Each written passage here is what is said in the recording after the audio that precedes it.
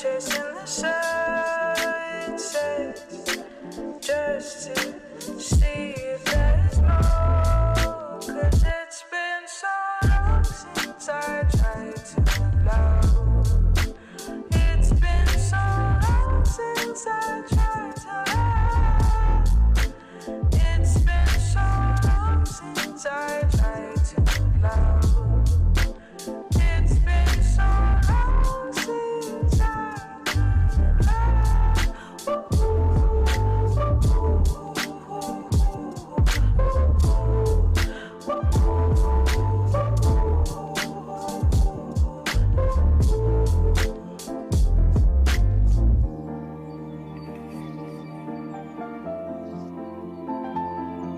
Welcome to the Sparkle Show. With us, we have Wendy. Wendy, tell us what is going on in your career right now. Well, I'm here in New York, Sparkle. I'm here. You're in California, right? Right. And it's funny because we have a lot of I'm here. We have a lot of East Coast talent we've had lately on the show, which is great because we love you guys. So we love having you guys. We love that this is happening. This is the only positive of this year is that now we're being more connected through visual. But isn't that great, right? Look at you. You've got your tree up and everything, but I bet by you it's 75 degrees today. And yeah, we're babies over here. People whip out the scarves when it comes to Yeah, I know. What's the I weather have over there? a bunch of friends there. They're all very wimpy when it comes to the cold. We are in the 30s here in New York. We are, thank God, not in a lockdown yet, like y'all are in California. So, I tell people I am living my best pandemic life. Right? That's all. I'm going to hashtag that. Right? That's great. Well, I have the hashtag on that, so that's great. It'll turn up on my feed. I photograph myself. I work with a lot of designers, right? Because one of the things I do, I'm a model, and a lot of them have made me masks to wear. So I take the masks and I photograph them like in really cool locations. And I always hashtag it living my best pandemic life. Because the pandemic was such for all of us, Sparkle, what a game changer. Like March 12th of this past year, my life just changed dramatically. They shut New York down, and every single thing that I earn money doing in the entertainment world came to a crashing halt. And it was just like, oh, what am I supposed to do now, right? Nobody wrote script. Nobody told you what was happen. And my model agency shut down. It was crazy. So March 13th, I stood in my kitchen, and my husband's my cinematographer on the documentaries we make. And I said, what are we going to do? We can't go to Africa to make a documentary. We can't go to Thailand. And I looked at him. I said, well, we're both creative people. We'll come up with something. And I said, I'll start a cooking show. And he looked at me and said, really great idea, but you don't cook. Exactly. Wow. So you learned to cook? I don't cook. No, I live in New York. This is my excuse, Sparkle. I live in New York. Do I cook, right? I understand. But right. Did you learn to cook during the pandemic? Well, yeah, that's what my whole show's about, cooking during the pandemic. Okay, well, you know what? Okay, sorry. I'm telling a little fib here because what I did after I got the idea for the cooking show, I had Fresh Direct deliver. They have these meals that come in a giant box, right?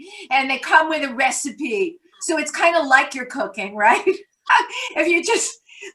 the stuff, it comes in this giant box, and I took out like a chicken, and they had the vegetables, and they were, raw. They were going to have to be cooked. The chicken was raw. And then it had these weird little things that I thought were very hard potatoes. I was calling them new potatoes. They were chestnuts.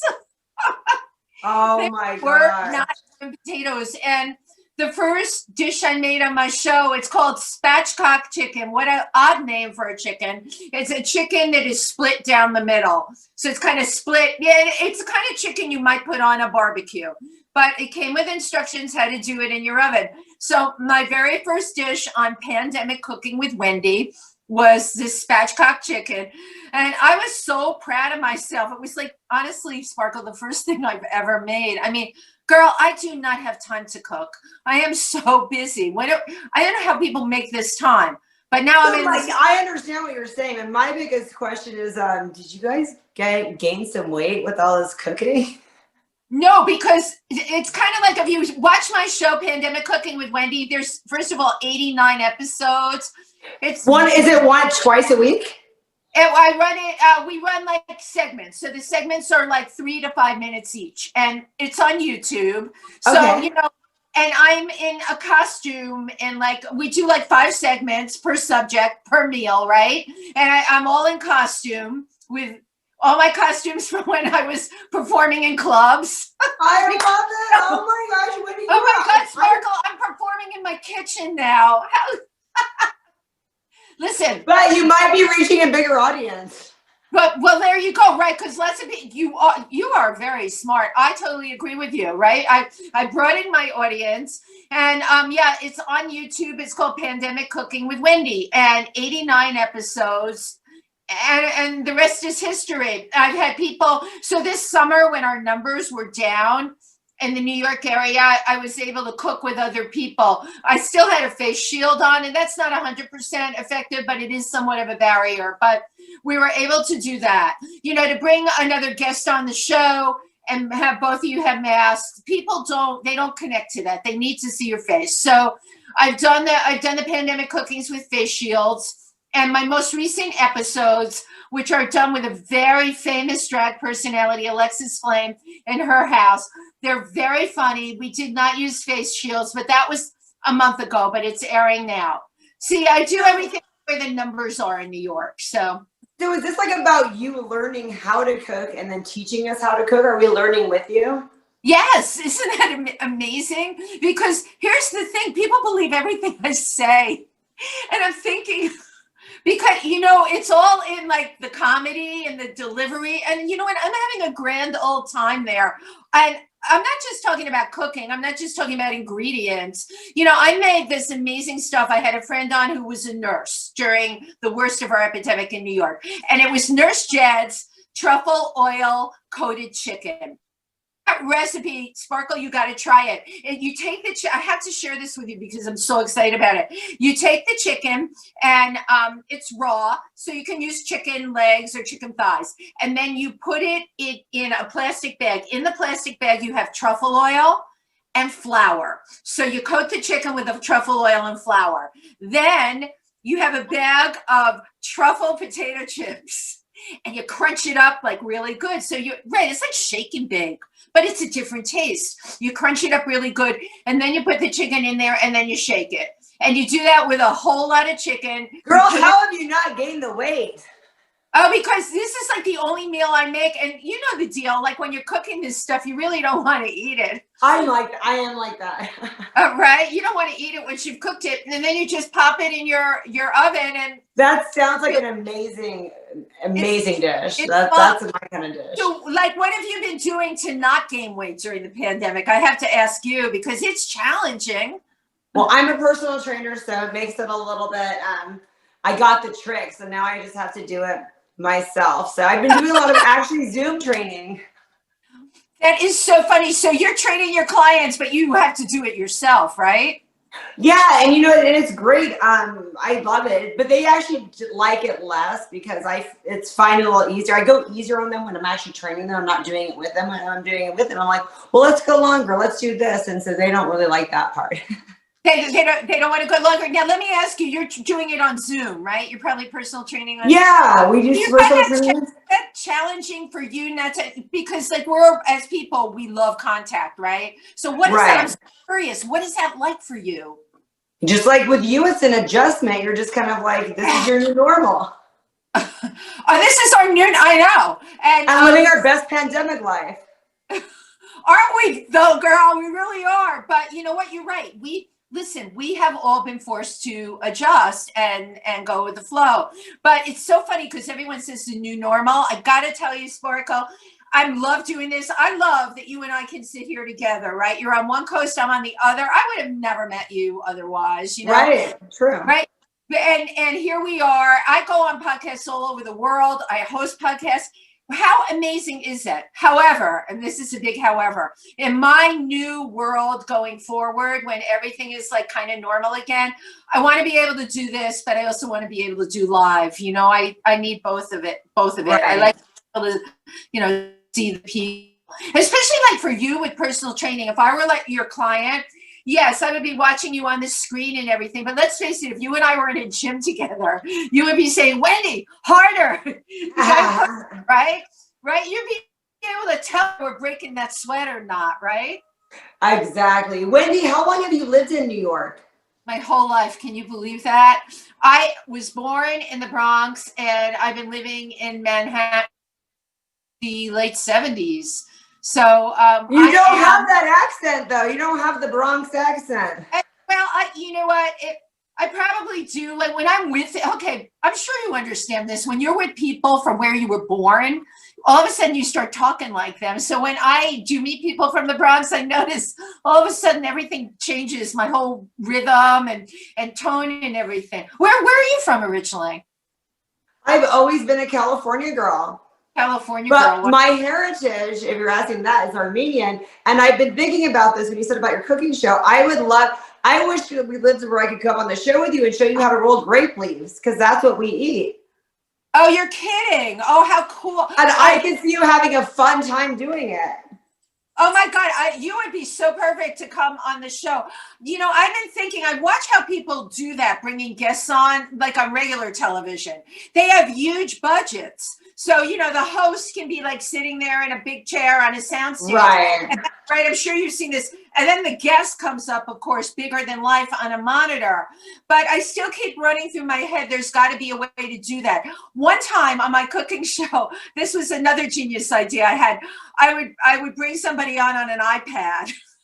But it was weird. It didn't really connect with the audience. I got the least amount of views on that one. So we were cooking together. My friend Daniel was on the iPad and I was in the kitchen. I kind of had him propped up. And he was like a talking head, but I don't think it read too well. Oh, well, listen, you know what? You can't make an omelet without breaking some eggs. So literally, especially now that you're learning to cook. Yeah, right. Now that we're learning to cook. So Wendy, tell us about your career before the pandemic. How long you were performing all that? So this is going to sound crazy. My career before the pandemic and the one now, other than emceeing in clubs, end up in a club, I have completely recreated myself. Okay. My modeling clients, I do have a couple that I go to during the week and work for and do lookbooks and things like that. Their places are open again, right? But for March, April, and May, nobody was open. So one of the things I do as a model is called fit modeling. I take clothes and make them fit regular people. Have you ever heard of that? What fit modeling? Most people That have. sounds awesome. No, what is that? Sorry, you guys are way more fashion forward than we are over here. Well, no, because they do have. Modeling's not huge in California, but my agency actually has a division out there for fit. Fit is when you go into a store and you buy, someone like you is a perfect size, but most people, like they go into a store, they want to buy a medium or a size 8. I fit the clothes for a lot of those stores like JCPenney, Eileen Fisher, Walmart. So I'm like a very average size and I work with designers to make their clothes fit regular people. So again, everybody's place of business shut down. What are we going to do? We brought it onto Zoom. They would send me the clothes that they wanted to see on to my door. A lot of times they came from, foreign countries. I'd open up this gigantic box and spray it. Remember, like, I don't know if you were doing it in California, but in New York, we were spraying everything with disinfectant, right? Our shoes, our mail, it was nuts. My clothes, I take the clothes out of the box and I would spray them and then, give them a couple of hours to dry. And then we would have all the people I normally work with would come on either on Google Meet or on a Zoom meeting. And I have lighting, I've got a mirror, I have a tape measure, and they will have measured the clothes out ahead of time. They know what they were supposed to measure. And I stand there, I put the clothes on and tell them the best way to make them fit. They're seeing it on a live body and they could see if like the neck drop was too low or too high, or if I had a problem moving in it, I couldn't lift my arm. So that's one of the things I had to reinvent. The other thing was I always did hosting on different shows, but then there were no shows being shot, except people took that right onto digital and onto virtual. So all of a sudden I'm doing hosting, but I had to learn StreamYard, had to learn how to broadcast myself well on Zoom. And then StreamYard, I ended up developing 2 shows from that I host. My newest show is airing called If These Talk, and it's an entertainment show. And I have people from all over the country now coming on and talking about, all the dicey experiences that we all have as performers. And some are well known, some are not well known. I love having people on that have good stories to tell. I'm a storyteller. I like nothing more than to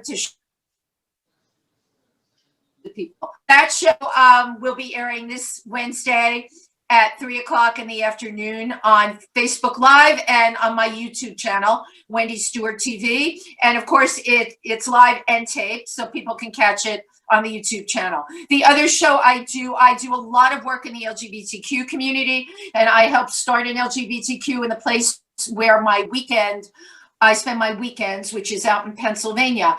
And we have an organization called Triversity. We developed a show from that called Triversity Talk. And I have a wonderful co-host on that show as well. And we bring in LGBTQ people all over the country. Again, they can be in entertainment. They can be in politics. I had a wonderful couple, 2 dads from California that went through like the foster care adoption to permanent adoption process, which is daunting. That has to be really fascinating, because that's something that's just so relevant right now. That it's relevant and people are interested. And these 2 dads were in California. Then they have 2 little boys they were brothers. They went for one kid initially, and then the agency calls them up and says, "Oh, by the way, he's got a brother, and we need foster care." And then, of course, ultimately, the guys were able to adopt them, and the kids are so sweet. It is. It's adorable. So I'm doing all this great stuff, Sparkle. None of this would have happened without the pandemic. I would have not thought to come up with shows or all the podcasts I'm on, which are great. And it really comes down to who you are as a person a lot of times. It's like you took lemons and made lemonade, and a lot of people stayed in a funk, and you're just like, no, let's be proactive. Let's figure out how to make this work for us. No, and you made it work for you. A shutdown for someone like me is not an option. If you read my book, which I happen to have here, it's on Amazon. She's the last model standing. It's getting a little shine on it. Can you move it that way? A little bit that way? Is that cool? Perfect. Nice. Okay. So tell us about your earlier modeling career. Did you talk about that in the book? So this book is honestly, Sparkle, it's a Bible of my life. I came to New York. I was one of the original Studio 54 people that was there. Thursday nights, Sunday nights, was offered to be in an Andy Warhol film by Andy Warhol. But all the dumb things you do in your 20s? Well, I met him at Studio 54, and people were like, Andy wants to talk to you. He's in the VIP area. He starts talking with me, and he offers me a role in his film with a very hot guy at the time, Joe D'Alessandro. And I was like, well, that would be really cool. And when you're like 21 years old, what's the question? How are you going to pay your rent and your bills? So I looked at him and I said, oh, I'd love to be in the film. What does it pay? Oh my God, to Andy Warhol. When I think of this now, he said, well, I would give you a painting. And I said, oh, Andy, I couldn't possibly work for a painting. I have bills to pay. Well, the rest is history, Sparkle. We wouldn't be sitting here having this conversation in my New York apartment. I would have been living so large, but let us not cry over spilt milk. That is so funny. Oh my gosh. You remind me a lot of, I did the same thing. Like I moved to like Hollywood, really like right after 21, was with the best people, like, George Clooney. I've met everybody. And then, just not knowing how to, getting that fast education of how to like talk to people. Oh my God, you learn really quick. Okay. And then mistake number 2, like a few months later, I was at Studio 54 with all my friends, and they always had like a singer come. And the singer, I had kind of heard her name, but she wasn't any big deal. And they bring her out, and my friends and I were all on the balcony, and I'm like, oh my God, this girl is so tired. And so is her song. She's like biggest pop princess. I said, I can't even listen to her. I said, I'm so disappointed tonight. Well, the girl was Madonna. And the song was borderline. Can you imagine? I had no idea. Oh my! That is a goofy song, kind of. I'll give you that. Right? No, that's not one of her best. But I am huge on Madonna. My breakthrough with Madonna. So I love Madonna, and I love Madonna too. But that wouldn't be. Right? I can feel you on that song. Right, because pop. Remember when she started? She was pop. Ray of Light was like her big breakthrough when she really started changing her stuff, and I'm a huge fan ever since. But my book is filled with all the dumb things I did. So we need to get this. Okay, so where do we get this? Amazon? Where do we go to get this book? Yeah, so She's the Last Model Standing is available on Amazon, and it's in paperback as well as Kindle version. And yeah, it's a story of my life, but it goes all the way up to now. It's like, listen, I'm all about realness. And believe me, Sparkle, I have lived it. I've walked the walk, talked the talk, still walking the walk and talking the talk. And my inspiration to people, life is not always a bowl of cherries. And you said it. You take lemons and, and you got to make it into lemonade. And all the stories in my book are that I sincerely will tell you, and people have read it and they're like, come on, did that really happen? Yes, it did. I was turned down by every model agency in New York. And then I went to Europe and I was turned down by every model agency in Europe. And anybody else would have like just walked away and done something else. Yes. But, right. I mean, honestly, it was like 100%, not even partial. But I came back here and I went to a smaller agency that I don't know what made me walk in there. And they're like, we'd love to have you.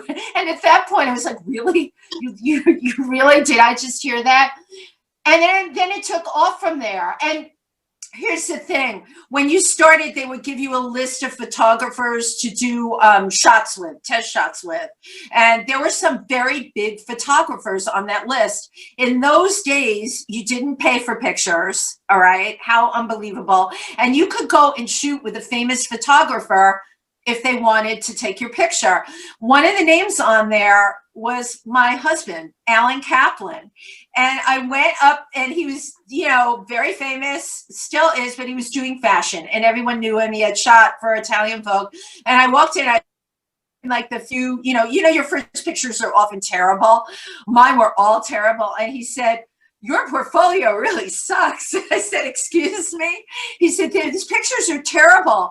He said, but you're such a nice girl and you're so determined. He said, I'm going to take some pictures for you. And he said, what I would do if I were you, just get out of the business for 6 months, get yourself a survival job because, right, you need money coming in. And I listened to him. That's what I did.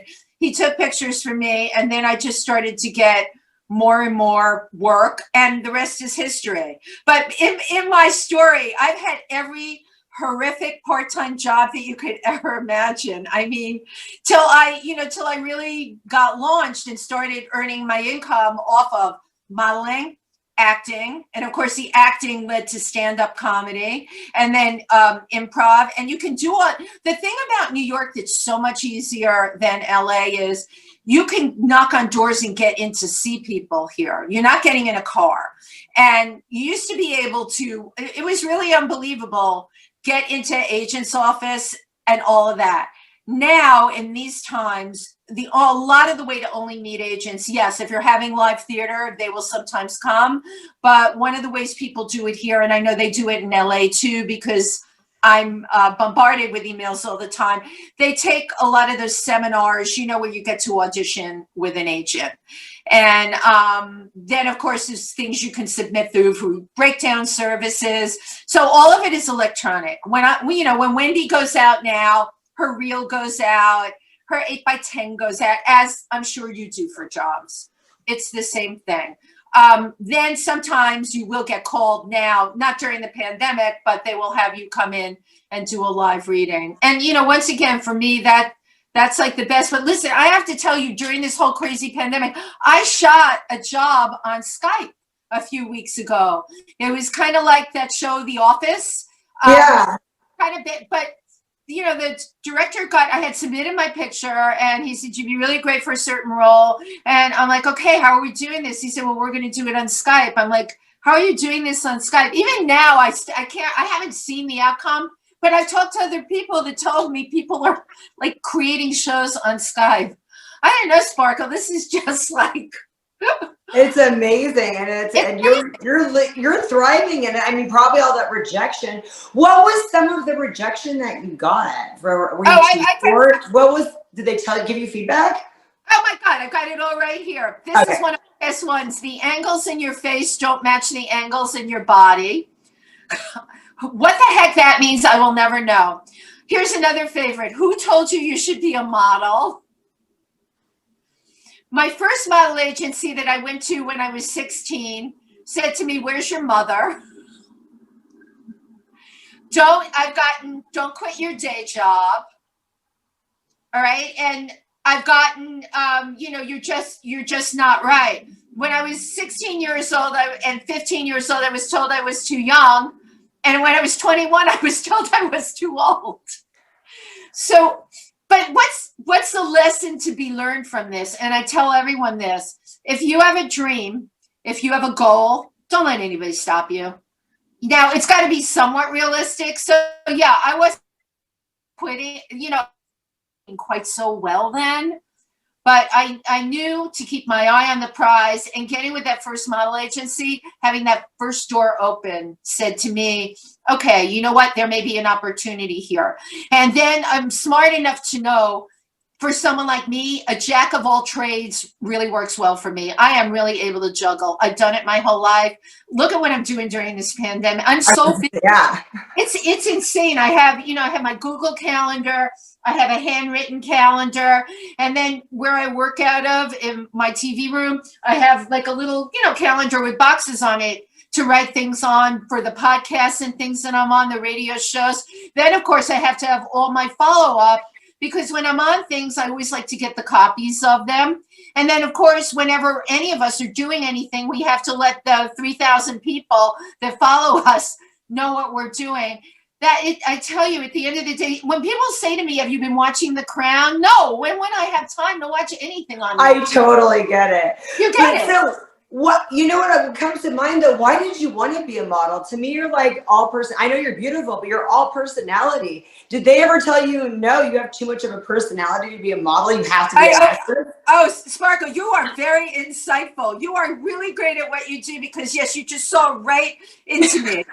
The hardest thing for me on auditions, it's always, can you bring it back down? Can you take it down a little? But now it is really interesting. I have really evolved into who I am, and anyone that books me now, they want all of this. But you're right, I'm not a model personality, but I was a small kid growing up with a mom who had been 5th runner-up in the Miss America pageant, and a model with, are you ready for this? Lucille Ball and Shelley Winters, who at the time, oh my gosh. And I grew up with those early pictures. And, back in those days, they all had the coiffed hair and the red lipstick and the hat put on a certain way. And I was this little kid growing up in the Bronx. And I loved growing up in the Bronx, but it wasn't glamorous. So I remember watching my mother. She wore red lipstick, the color that you have on, right? And I would watch her lining her lips in front of the mirror, and just as a child, I just idolized it. And then when I was 6 years old, we got to go to a Miss America reunion pageant in Atlantic City, and my sister and I got to ride in the car with former contestants, and the wave. Yeah. We got to wave to everybody, and we stayed in a fancy hotel, and they gave us little gift bags, mine had a little crown in it. So, you know what? I was really stuck on that at an early age. I was like, I was going to be a model. And you're right. You know what? I never questioned it. It was one of those things, honestly, that I just knew deep inside. It's about trusting your heart and trusting your instincts and going with what you know. And I did that in spite of being such rejection. And you'll see it in my book. But it's not sad. My rejection's not sad. My rejection is learning. You pick yourself up, you dust yourself off, and you think of another way to come in it. And you're right. Maybe that's why I'm thriving during a pandemic. I should be like under the covers. Well, and it's great. I don't know if it's part of you being in that New Yorker, because so many people would, go and cry with rejection, and you're like just tough, strong, you hold true to yourself. Is that something you kind of promote and teach people to do now? Honestly, that is something I try and teach people to do all the time. I've been on self-help shows. That is my biggest platform. I grew up, my mother used to say to me, the whole world can't be wrong and you're right. Well, you know what? It took me X amount of years to realize they were wrong. They were wrong. I like that. Right. I'm totally right for me, and where I fit in this crazy world of ours is totally right for me. And I try and inspire and encourage people to be that way. Even the work that I do in our films, my husband and I say we inspire, but we advocate, we educate, and we entertain. And as entertainers, right, as you or as I were on camera people, we can take all the good stuff. You have an amazing electric smile. How great to bring that into people. How great to raise people up. The best thing that happened to me during pandemic cooking, so many people were sick in New York. You can't even imagine. And when they said that we were going to hit the top of the curve here, I didn't know what that was. A curve was something you learned in math class, which I was terrible in, right? When you did graphs. What the heck is a curve? Everybody got sick. Of my group of 22 friends, 18 of us were sick, myself included. I got COVID. My family got COVID. We were all sick. And it was like my second week of shooting pandemic. And my daughter just still kids me about this. She said, there you were with like a red wig on in the corner of the couch in a costume with a fever when you should have been in bed. And you said to me, I said to my daughter, I said, this COVID is not getting the better of me. Dad and I are we were both sick. It didn't matter. I'm like, I am shooting my show today. And the best thing that came from it was so many people got really sick and they were home for like a couple of weeks. Remember, if you were like not at death's door, hospitals wouldn't take you in back then. So they would watch the show, and the nicest comments, Sparkle, that I got were, you really made my day. You've put everything in perspective, because come on, pandemic cooking, that alone that's so bizarre. I have a very serious friend, Felipe Rose from the Village People, who's an amazing cook, and he wrote on my Facebook page, he private messaged me, and he said, I just want you to know, that's not such a cool name for your show, and people are going to be turned off by it. And I wrote back to him and I said, that's the exact thing, Felipe. It's bizarre that anyone would call their show, right? I'm a comedian. Pandemic Cooking with Wendy. Well, first of all, what the heck is pandemic cooking? And people watch it and they have a really great time. And I can't wait. I'm going to go back and look at. We're right on YouTube. My YouTube channel, Wendy Stewart TV. Wendy Stewart TV, very easy. I'm subscribing.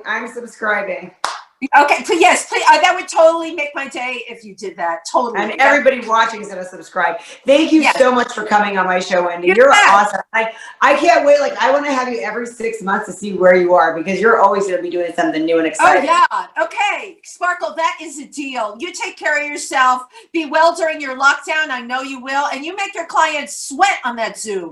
Don't get no for an answer. Thank you, Wendy. Thank you. Have a great night.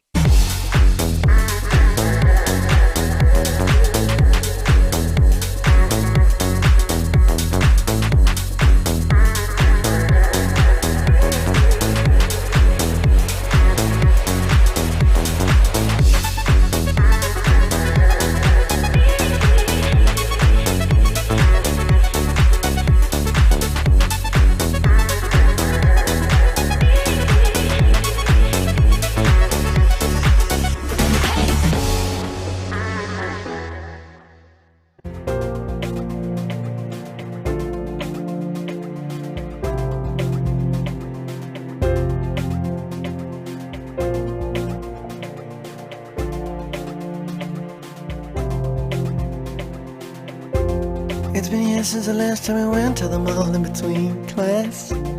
I remember it all perfectly, cause I tried to kiss ya.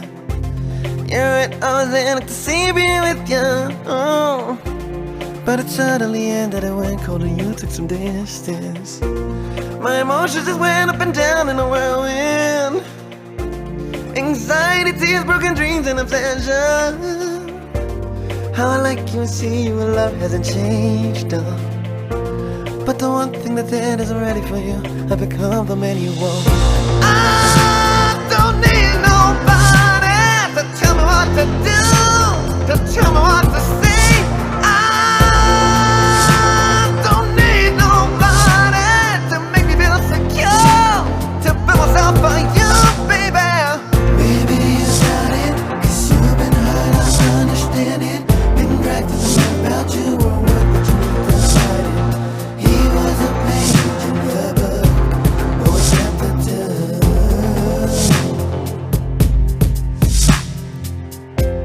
I've tamed my demons best way I can. I work my head so that it won't flounder. Back to the dark place, back to the scar kid, constantly hounded. My rejection and inferiority. I ask myself to remain calm. You're capable, you're wonderful, you like who you become. Don't blow it, don't blow it. She needs a man who's strong. I remind myself that I don't need nobody to tell me what to do, to tell me what to say. I don't need nobody to make me feel secure, to build myself for you, baby.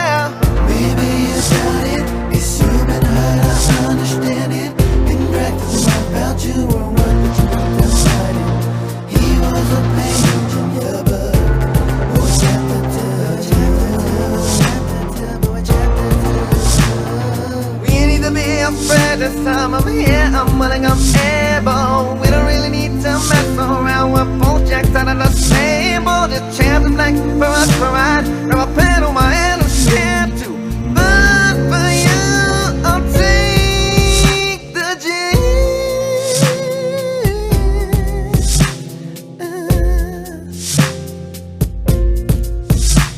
We don't need nobody to tell us what to do, to tell us how to live. We don't need nobody to build us up for two.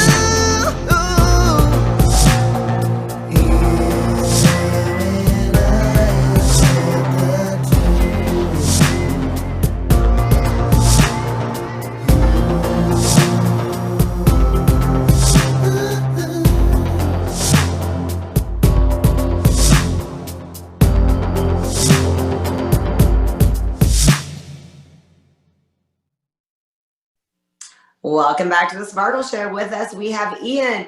Ian, tell us what you've been up to. Well, it's been a crazy pandemic for me, but in the positive regard, because I've been doing a lot of new stuff that I hadn't had the chance to try before. Collaborations that I wasn't planning on doing just came up and they happened, and we are now working on them, and they've been great. It's opened like a whole branch of opportunities for me. We worked with what we had in the lockdown. My last video, we did it like that. So I've been very busy. It's kept me really, really busy. So tell us a little bit about what you've been doing. Tell us what you were doing before the pandemic and how you've improvised since then. Well, I was about to embark on a press tour through the States. We were going to go to morning shows and the radio shows and all of that when that struck, and I couldn't do it. So we did those online. What were you going to be promoting? What was the thing that you were going to be launching and promoting? We were going to promote my album, which is Irreplaceable, and we were promoting the single Free Time then. And did it come out? Did it already come out, or was it about to come out? They had already come out. They had already come out. So it came out, you're about to do the big promotion. Right. And we were getting ready for a second round of press for them.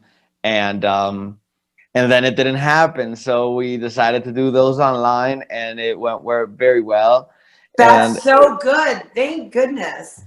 Yes, it was, and I'm not pretending, because I've seen a lot of artists say, "Oh, it's been great," and you see that their faces how they haven't had a good time, but it really was like a moment for me to introspect on how much I've achieved, because I didn't have the time to do it. Like we were always in the move, so I never got to sit down and appreciate how far I've come, and to really let that sink in, right? So, and then we started working on a new video, and we came up with a lot of ideas. Like, we never sat still. My sister was doing lockdown, and she's in film, and so we never sat still, and I'm very blessed for that, because a busy mind is a healthy mind. Did you think that you got any new fans by doing a lot of the heavy press online? Because I know some of the people I've talked to and some friends in the industry, they were able to get a different audience, like some new fans got exposure to them because of it. Did you notice any of that happen? Definitely.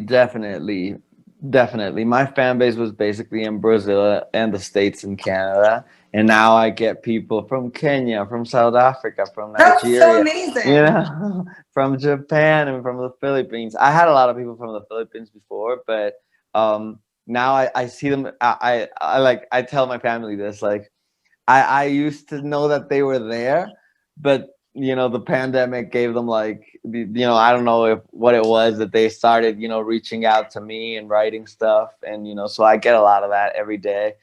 Some of them have actually showed me their hometowns through video, so I get to see parts of the world that I've never been to, and it's been great.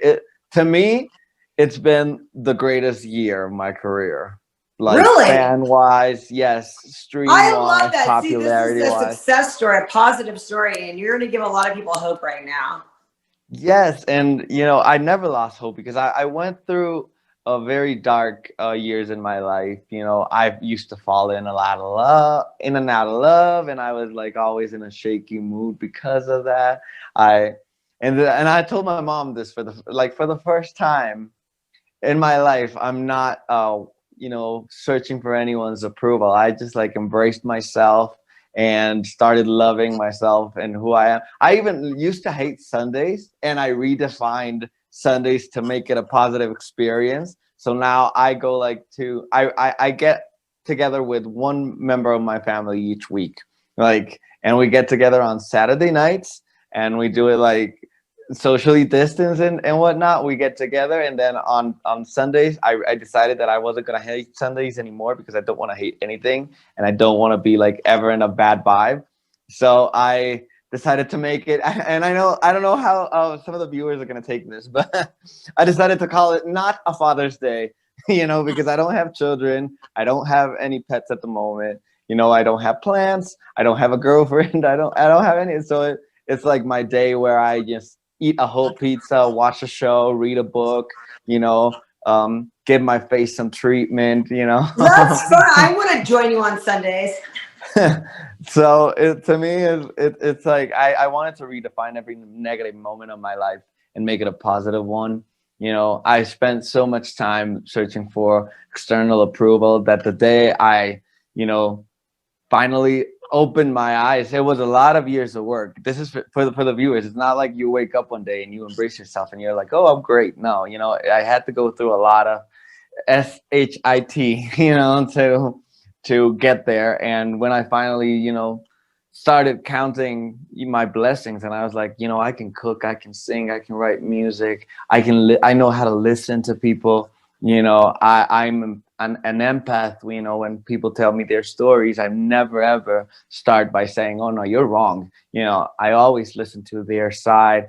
So I've started thinking of myself as a catch. I love like like I'm pretty good. So, but that went over a period of time, and definitely having the social distancing and all allowed me to quiet the outside and hear the inside more, and like really birth as someone new. And it sounds cliche, but that's the way I see it.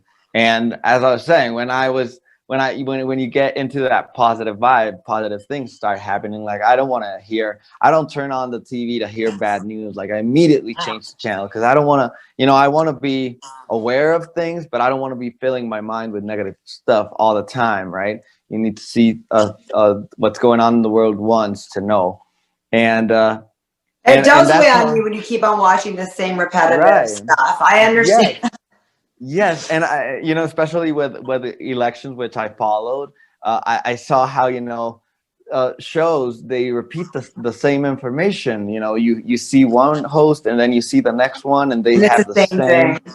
yes, and the same headline, usually negative. So Ian, how has everything shaped your music? I mean, and I'm listening to what you're saying, and it's like some people like to create in their depressed mode, and then some people like to create in their happy mode. How is the transition when you look back at the things you created when you were depressed? Is it like, how do you feel? Tell us about the whole creative process. I feel like it's complicated, and I I want to won't hear lie. about it. Like, You're in the right spot. I used to be one of those Mariah Carey type of people that do the better songs when they're sad and not having the greatest time. My whole album, Irreplaceable, is based not on sad, like it's not like an Adele album, which is sad all the way, but it's like Right. I was sad, but I got through it, and I've been searching for better. That's like the theme of the album, like going through rough times, but trying to look for the better in it. And and so, but I needed to have those sad moments to write those songs. So these are sad stories that end up in like a hopeful outcome. It's not always a good outcome, but it's a hopeful one, always, all the time, because that's like who I am. But now that I'm, happy and free of pressure and just going with the flow and manifesting a lot of things in my life, because, now that I'm in like vibrating higher, literally, I manifest a lot of stuff in my life. Like I say, oh, this is going to happen this certain way, and it does. And I'm like, oh, wow. It never ceases to amaze me. But yes, I used to have those moments, and I used to, the songs would just write themselves. And now the first time I wanted to do like this different approach to the same sounds that I have, and like, take it into an evolution. So we were working before the pandemic on that. But but when I started actually writing like the words and the melodies, I had a hard time, because I said, like, I've decided I'm now going to treat people to a different experience, and that experience is going to be, you can be happy and be your best friend and have the greatest time and let nobody steal your shine. And that's what the next song is going to be about.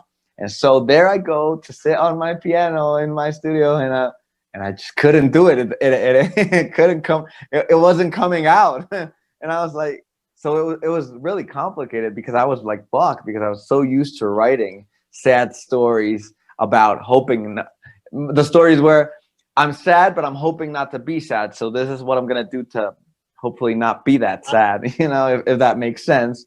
And now that it's like uplifting, I was having a hard time figuring that side of my creative side. Because you weren't used to it. Yeah. So it is still a complicated journey. I did one release song, which is wonderful, and I think I'll put it out next year. And that is wonderful. Like, that really just flowed out. And when I was writing the other one, I was like, this is the way songs are supposed to be written. Like, they really need to, as a songwriter, when they click, it's like, you can't explain it, but when it's there. And even though the demo that I have now for the uplifting song is good, I know it hasn't clicked. I know it's not there yet.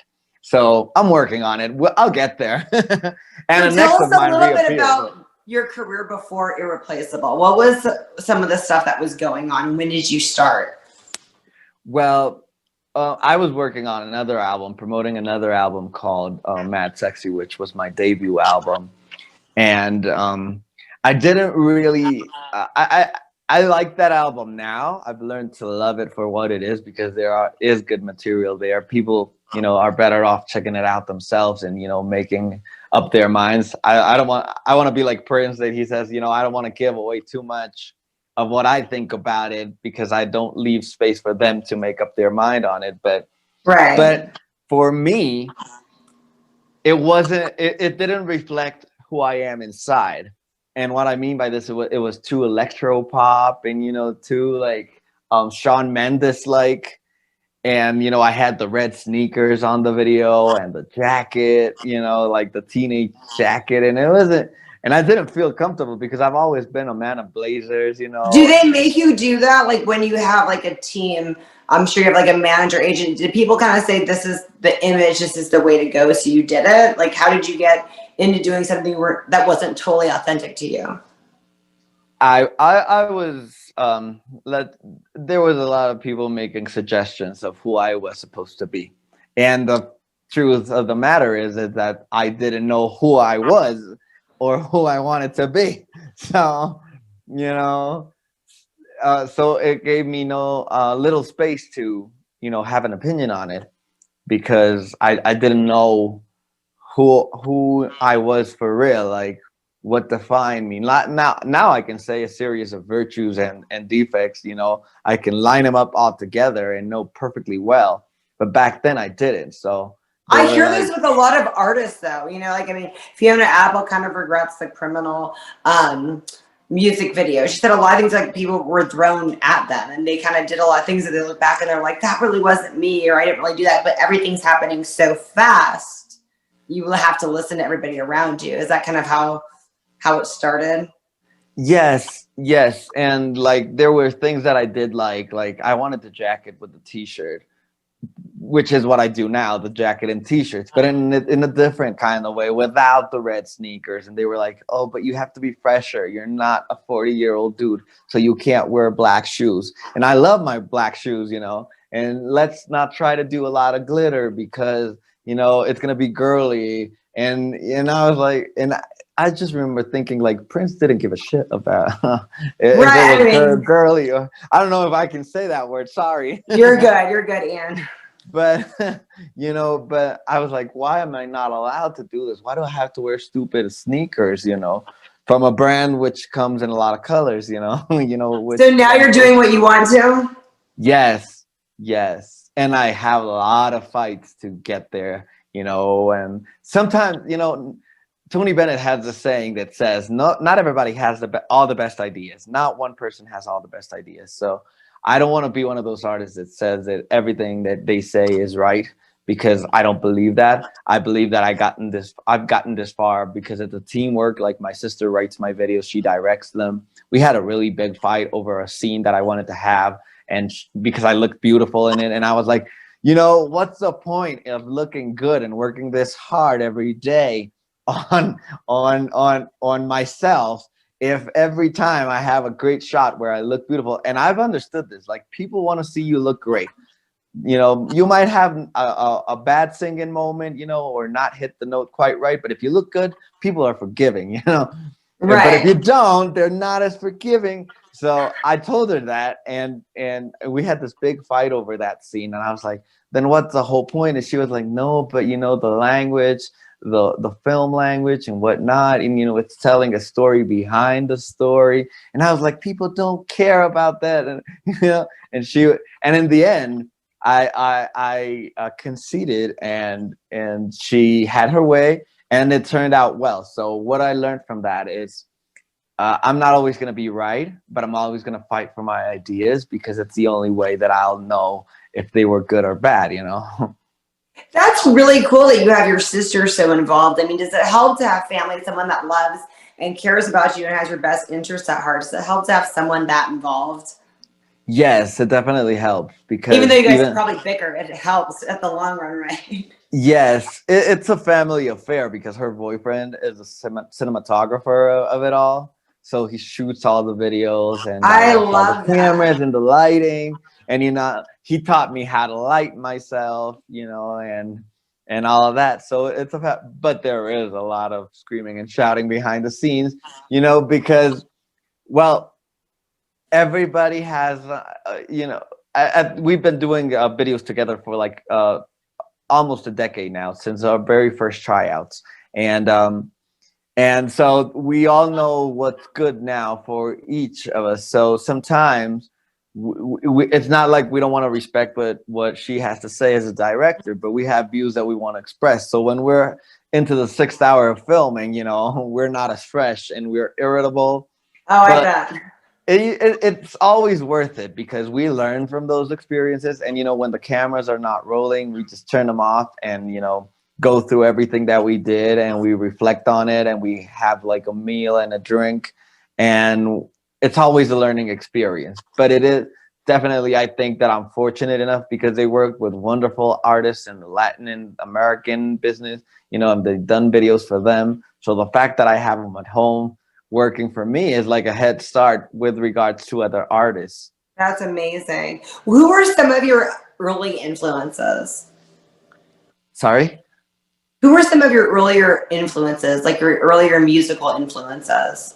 Oh, Michael, Prince, Mariah, Janet Jackson, Tony Bennett, Diana Krall, Ray Charles, James Brown. I love them all. I know I didn't mention any of my time, but they're not. That's good. You're an old soul. And, you know, I think that many people, again, you know, as we were talking beforehand, you know, when you're starting, a lot of people want to tell you what to do and what's right for you. It's in your best interest, but not always the best for you. There's a difference there. And they used to tell me, you know, you should, when I always do a cover song and they were like, you should do a fresher one, you know, from at least Chris Brown, you know, someone, you know, more updated. And I'm like, no. And now I get a lot of praise because, you know, when I go to all these events where there are artists singing, they do their trap music and they do their hip hop. And here I come doing like my adult contemporary mixed with R&B. And I start with my cover of The Temptations, My Girl, and they're like, they find it refreshing, you know? So I bet. I like that. You know, so the older audiences, they like it because they know it. And the younger audiences like it because it's new for them and fresh. That's great. So where can we get the newest album and the oldest one? The oldest one that you said we can go back, that's not necessarily you. Is it Spotify? And can we get the full album on Spotify? Yeah, sorry. You get all of the music by Ian GUERIN on all streaming services. Spotify, Apple Music, Pandora. It took me years to get to Pandora too, but I'm now in. Really? Yes. That was a journey? That was a struggle? Are they like hardcore? I haven't heard about that. What's the deal with Pandora? I do not know why they have like that filter, but they're not like a normal distribution service where all independent artists just can send their stuff and have people hear it. They need even distribution companies, they tell you like, we're not sure you're going to get into Pandora, so we will try to get you there, but we don't know. And I was like, and I heard all these artists and I thought like, they're so much worse than me, why can't I be? But they had labels, you know, going with. So are you with an independent label right now? I'm an independent artist. I don't have a label but my own, which I created like 10 years ago when I first recorded my first single in high school. I decided to, you know, get it done. And so I plan on taking that into another level further in my career. That's really cool. You've gone a lot of places. You never had a label ever? No, I just. But you had a manager though. You did have a team. It was your like creative team. Yes, I had a creative team, but I didn't have like a behind the desk shoot team, you know. Right. I didn't have a manager or a publicist or, you know, an assistant or, you know, anyone. You're pretty self-made. Yes, like remember that headline when Kylie Jenner said she was the first self-made billionaire and nobody believed it? Well, if I had that held, I am self-made and I love Kylie, you know, but it's, you know, just the example. I don't want to beef with anyone, but yes, like, and some artists come to me now and they inbox me and they'll be like, hey, how do you get all that press and how do you get on that show and how do you get people to listen to your music? And you just post one thing and people are there like backing you up and we don't have that same attention. And I'm like, oh, I didn't have that same attention. Like for years, I posted my music and nobody cared at all. Like, but one thing that I learned in the way is that you can't shove it down their throats. You have to make them want it. Like here's my music if you want to hear it in an entertaining way. Like, present yourself in a way where you're not selling. Again, with the Kardashian, the not selling part of the business. And so they say like, oh, but you know, you got all this team now. And I'm like, no, yeah, I mean, I got it now, but I didn't have it then. And what I did, and they expect like 2 or 3 lines of my like little recipe of how they did it, how I did it. And I start like, you know, sending them 100 messages, and they're like, oh, well, we get it. They're not even reading anymore. But I'm like, I can't explain it to you in 3 lines, because it took me 10 years since I was elementary going to high school, trying to get there. And I was sending 100 emails a day. You know, I was writing the songs, having a shitty side job on the press, you know, writing press articles to pay for my album, you know, and literally going to contact pages and seeing if they took unsolicited material and sending an email to the person in charge, you know, writing my demos with a marker and sending them over to SiriusXM. You know, I was doing all that work before I finally came across a journalist, or she was a radio host from Canada, who her show is not on anymore, but I love her and will forever be thankful to her, because she was the first one who believed in me. And she actually started suggesting some people that I could go to. And that's how then in a sequence of like 2 years, then I met my publicist, and then I started like meeting other people that actually like helped me in that regard. But, you know, given that I have that information because my mom, she was an executive for a company, but she did all that work. Like, she started her career picking up the phone at the reception and at the front desk, and then she went up to be the vice president. So she taught you how to work that hard. So she told me, you know, you gotta go. If you go through all of the steps, no one can tell you how to do it. You'll know. And so when you have someone doing that and they tell you, oh, we can't do it, you'll say, yes, you can. And so now I have people who help me and all, but, you know, some people will be like, oh, do you want to send me, I'll reach out to your people to get me like this and this, and I'll send it over to you after this interview is done. Like, give me your email. I'll personally do it, you know, because I like to be in charge of every detail. That's the only way to get it done right. I once heard Kimberly Lee Simmons say, if you want something done right, do it your damn self. And that stuck with me. Well, you know, and that's so nice of you too, that you, even when people come to you for advice, you give them all of this like free advice, and you really tell them, it seems like you're really trying to help people that even just come to you for advice. You're not being a diva and like, oh, just figure it out. You're telling them what you went through. That's really nice. Yes, because I've been suggested that I do like a Zoom class, or, you know, that I partner with someone. It'd probably be great to give their advice, and I charge them a small fee. And God knows, like, in this time, we all need that extra fee, you know. But right.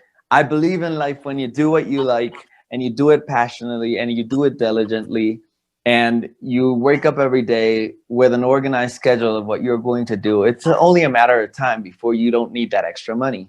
So I'm not money hungry. Like, I just want to do my thing, and money and fame is a consequence of doing it right. You know, I see a lot of artists making that mistake where they're like, I'm going to be, my mind is on my music and my money. And it's like, it's not about the money, man. Right. I mean, the money is nice, because as an ex-girlfriend that I had once told me many years ago, she said, money doesn't make you happy, but it does help you to not be sad, which is true. You know, it at least helps you to not be that sad. And so I work like that. And when people come to me for advice, it's usually when I'm waking up that I see all like the inboxes that people wrote me and all of that. And I take a few minutes, because when I was starting up, I came about a lot of people that I wanted them to help me with a little piece of advice, if not to literally help me as in right. having them do a certain work, at least give me like a know-how And it was till I met a really, really, really nice Grammy-winning man, a musical arranger and producer, and that he took the time to not charge me money. And Who just was it? Brent Fisher. Nice. He took the He's time to help you and just kind of mentor you? yes, and we used to Skype, and he told me about his work with Prince and Celine Dion and Shakira and Michael Jackson and all the people that he and his father arranged music for. And his father is actually the author of a very famous jazz song called Morning, and so he's like really well connected, but in like a musical kind of way. So the thing where I needed like to branch out was with the managers and the people that connected me to, you know, like lovely shows like this one today. And and he didn't give me that help, but he gave me all of the know-how of how to do it. And one of the first things he told me was, there is no guidelines for art, but there are certain things that you can do that'll make it easier for you to get there. And so I met him, and he was the only person that took the time to help me without, you know, saying, well, that would be $100. That is so amazing. So now when people come up to me, I'm like, I'm not going to charge them money. Many of them are just making it through the day, paying their rent, you know, with their shitty side job, and paying for their studio time and their Google ads, you know, and they're making ends meet. So the least I can do is give them a piece of advice, you know. And where can we follow you at? What's your Instagram? It's at I am Ian GUERIN, and GUERIN is GUERIN. And Ian, before I let you go, I want to hear, who were you a fan of your whole life that you were surprised was a fan of yours? What story like that can you tell us? Oh, none. None. Well, my mom probably, because like celebrity wise. Yeah, it's like somebody that we would know that has heard of your music that you were like, wow, thank you, I've been a fan of yours.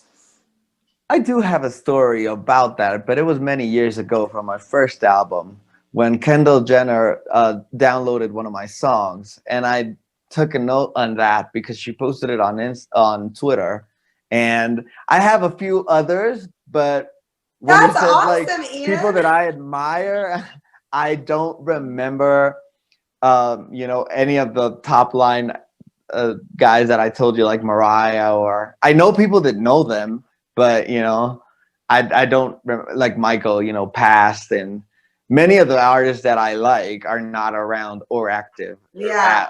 No, that's an amazing story though. That's so cool that she did that. So she yes, that was many years ago, like in 2011, when we still bought songs on iTunes and whatnot.